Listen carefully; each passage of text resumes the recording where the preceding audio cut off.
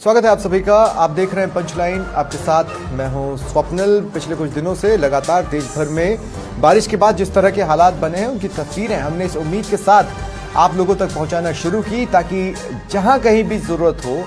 वहां की बात, वहां की खबर जिम्मेदार आंखें देखें, जिम्मेदार कान सुने और वहां राहत पहुंचे। हालांकि हर राज्य में अपने स्तर पर राहत और बचाव कार्य चल रहे हैं। सीएम खुद मॉनिटर भी कर रहे हैं। राजस्थान में भजनलाल शर्मा मॉनिटर कर रहे हैं, यूपी में योगी आदित्यनाथ मॉनिटर कर रहे हैं, उत्तराखंड में पुष्कर सिंह धामी मॉनिटर कर रहे हैं, पंजाब में भगवंत मान मॉनिटर कर रहे हैं और इसी तरह नायब सिंह सैनी हरियाणा में मॉनिटर कर रहे हैं। लेकिन स्थितियां सुधरने की दिशा में आगे बढ़ती दिख नहीं रही हैं। और इस बीच देश के कुछ शहरों की हालत तो ऐसी हो गई है कि वेटिकन में और माफ कीजिएगा वेनिस में और उन शहरों में कोई खास फर्क नजर नहीं आ रहा। कहीं नावें बह रही हैं, कहीं गाड़ियां बह रही हैं, कुछ जगहों पर इंसान भी बह गए जिन्हें बचाने की पुरजोर कोशिशें हुई, उनमें से कईयों को हम नहीं भी बचा पाए। ऐसे में क्या हालात है, कहां पर किस चीज की जरूरत है, एक बार फिर जिम्मेदार कानों तक उस बात को पहुंचाने की कोशिश के तहत आपके साथ लाइव जुड़ रहा हूं मैं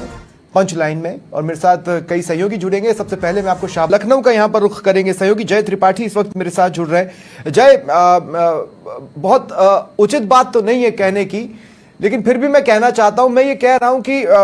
एक तरफ तो जैसे जीएसटी हमारे लिए राहत लेकर आ रही है, हैप्पी दिवाली, लेकिन जिस तरह से बारिश चल रही है और जिस तरह के हालात बन रहे हैं उस राहत को भी मतलब हर एंजॉय करने वाला सोच रहा होगा कि मैं कार खरीदूं या घर सुधरवा लूं या फिर ये जो मेरा नुकसान हुआ है उसकी भरपाई कर लूं।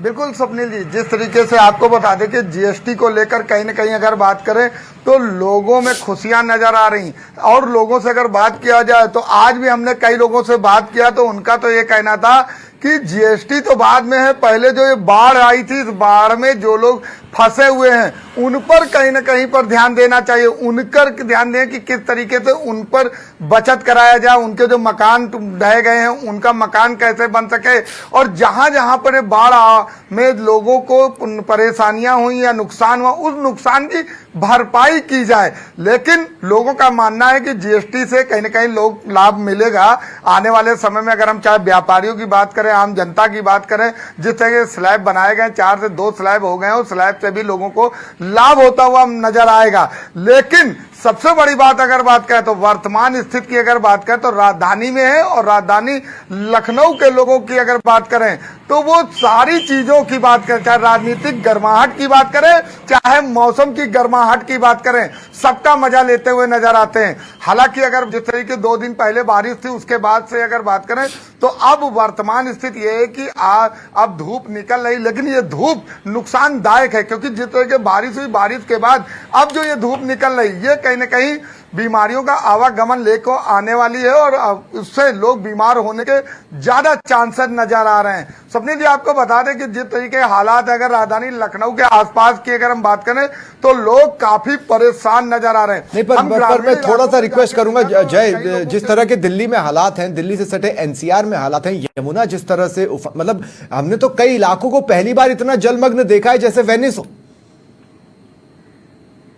बिल्कुल स्वप्निल जी, अगर जिस तरीके का हालात है आप देखें, दिल्ली की बात करें, उत्तर प्रदेश के नोएडा, गाजियाबाद आसपास के इलाकों में जिस तरीके से आप देख रहे हैं कि किस तरीके की बारिश है, लोग जलमग्न नजर आ रहा है, लोग परेशान नजर आ रहे हैं, लोग त्राई त्राई कर रहे हैं, लोग अपने घरों से बेघर होते हुए नजर आ रहे हैं। जो लोग जीवन अपना गुजारने के लिए एक घर में कहीं ना कहीं अपना जीवन बिताने के लिए अपने परिवार के सामने, ऐसे में कहीं ना कहीं जब इस बारिश में लोगों को बिखरना पड़ता, अपने घर को छोड़ना पड़ता, एक बड़ा दर्द होता है। लेकिन ये है कि जिस तरह के हालात है उस हालात का सामना तो करना पड़ता है। लेकिन सबसे बड़ी बात यह है, उत्तर प्रदेश में हर चीज की बात की जाती है, हर चीज को लेकर अगर चर्चा की जाती, लेकिन इस बाढ़ पीड़ित लोगों को लेकर और इस बाढ़ से किस तरीके से जो लड़ा जा सके इसके लिए तैयारियों की अगर हम बात करें तो वो कहीं ना कहीं नहीं होती हुई नजर आती। मंत्री लोग चर्चा करते हैं, बड़ी बड़ी बैठकें करते हैं, उसके बाद निर्देश देते हैं और जब निर्देश की बात आती है तो जमी की बात करें तो जो आला अधिकारी हैं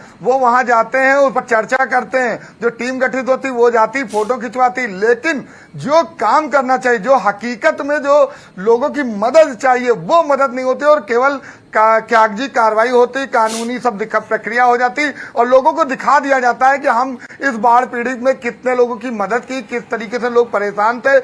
लेकिन हालात ये है कि जरा सी अगर बारिश होती है तो उत्तर प्रदेश की पूरी तरह से पोल खुल जाती, चाहे नगर निगम की बात करें, चाहे स्वास्थ्य चिकित्सा की बात करें, चाहे किसी तरीके से बात किया जाए। स्वप्निल जी, पूरी तरह से कहीं ना कहीं ये दिखता हुआ नजर आता कि उत्तर प्रदेश को उत्तम प्रदेश बनाने के लिए मुख्यमंत्री योगी आदित्यनाथ लगातार जागरूक नजर आ रहे हैं, लेकिन वहीं अगर बात करें तो अधिकारी पलीता लगाते ये तो हर राज्य की कहानी है, ये लगभग हर राज्य की कहानी है। और मैं तो अधिकारियों को अब ये मान चुका हूं कि कुंभकर्ण तो फिर भी जब सोने जाता था तो वो जानता था कि कोई ना कोई मुझे उठा लेगा, और वो उठना भी चाहता था।